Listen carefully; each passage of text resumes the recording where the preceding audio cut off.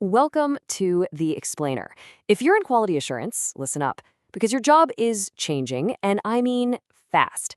Today, we're going to break down why the traditional QA role is kind of fading away, and we'll give you a real, practical roadmap to not just survive, but absolutely crush it in this new landscape.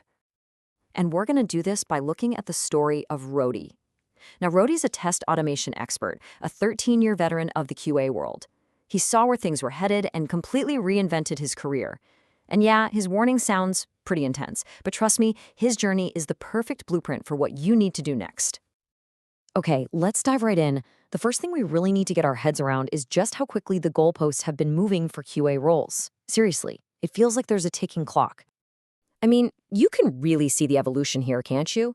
Not that long ago, being a manual tester was the whole job. Then, bam, you had to learn automation. After that, it was, okay, great, you can write scripts, but can you get them running in a CI/CD pipeline? Rody was watching all this happen, and he realized the next leap was going to be huge. It wasn't just about the pipeline anymore. It was about understanding the entire infrastructure that everything runs on. And look, this is not some sci-fi future we're talking about. Rody is super clear on this. This is what's happening in the job market right now. The days of just being the automation person, well, they're numbered. You have got to bring more skills to the table to stay in the game. So why is all this happening? What's the big driver here? Well, it all boils down to a major flaw in the old way we used to build software. It created this giant wall between teams. And Rody, he was right in the middle of this. Picture this. He's at a company with no real test environment. Staging was pretty much just production. A mess. So finding a bug? An absolute nightmare. Because by the time QA flagged it, the developer had already switched gears to 5 other things. This whole slow, expensive, frustrating process, that's what people in the industry call the wall of confusion. So what's the fix? It's this idea called shift left. Instead of treating testing like this final checkpoint at the end of a long road, you integrate it all along the way. And what that does is create this super fast feedback loop. Developers find out about bugs while the code is still fresh in their heads, making them way easier and cheaper to fix. But here's the thing. To really shift left, you can't be stuck waiting around for some shared staging environment that's always broken. And this leads us to a game-changing idea: ephemeral environments. Just imagine, for every single code change, you automatically spin up a brand new, perfect, complete copy of the entire production environment. You run your tests, get your answer, and then, poof, it disappears. This is the holy grail of modern testing. So Rody had his light bulb moment. He realized that building these environments, that was the key. He knew he had to upskill, big time. But his first crack at it, well, he fell into a trap that I think a lot of us can relate to. You know what he did? He went and took a course on Kubernetes here, a course on Terraform there. He learned the commands, the syntax, but when it came time to actually solve a real problem, he was stuck. It's like the courses taught him what a brick is, but not how to actually build a house. And that is the bigger picture that so many of these one-off courses miss. It's not about memorizing commands for one tool. It's about understanding how they all fit together. Think of it like an assembly line.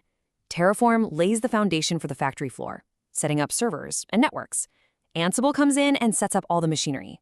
Docker, that's your packaging department, putting every app into a standard container.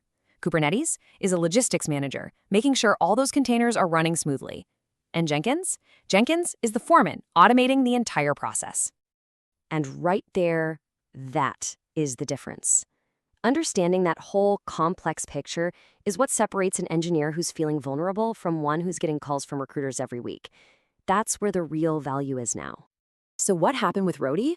The payoff was just insane. It was so fast, he put in the work, built a real project for his portfolio that showed he got the whole end-to-end thing. He lands an interview, and literally 5 minutes after he hung up, his phone rings. It was the offer. He was hired, just like that. Okay, so here's the key takeaway. Think about it. Once you learn a testing framework like Cypress, picking up the next one like Playwright, it's not a huge leap, right? You hit this framework ceiling. But learning infrastructure, that's a whole other ballgame. It is way more complex. And guess what? In this market, that complexity is precisely where your value comes from. Listen, hiring managers are not impressed by 10 different Hello World tutorials on your GitHub. What they want to see is one, maybe 2 really solid, meaty projects. Projects that show you can pull together different tools, the whole shebang, to solve a genuine real-world problem. Like building the infrastructure for those ephemeral environments we talked about. So let's talk about the future. How do you make sure these new skills don't just become obsolete in a few years? Well, it's all about understanding where we, as humans, fit in. Especially now, with AI getting better and better, these big picture architectural skills are becoming absolutely critical. Let's be real for a second. AI is already getting pretty darn good at writing basic test scripts. It can handle the tedious boilerplate code. But you know what it can't do? It can't architect the system. It can't design the complex, interconnected infrastructure that all those tests need to run on. That is where we come in.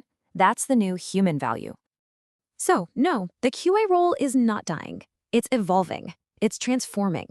Your value isn't just about writing the tests anymore. It's about being the architect, the one who designs the entire testing strategy and actually builds the world-class infrastructure to make it happen. Okay, so this might sound like a lot. Where do you even begin? You don't have to boil the ocean. Rodi's advice here is golden. Start with what's closest to you right now. Take a look at your company's existing CI/CD pipelines. Really dig in and understand them. Start playing with Docker. A great first project? Try to copy an existing pipeline and just add one simple new test stage to it. That's your foot in the door. Look, Rodi's story isn't some one-in-a-million thing. It's a blueprint. It's a clear, proven path from being a QA engineer who's worried about their job to becoming an indispensable, future-proof architect of quality. The path is there. The only question left is, are you ready to start walking?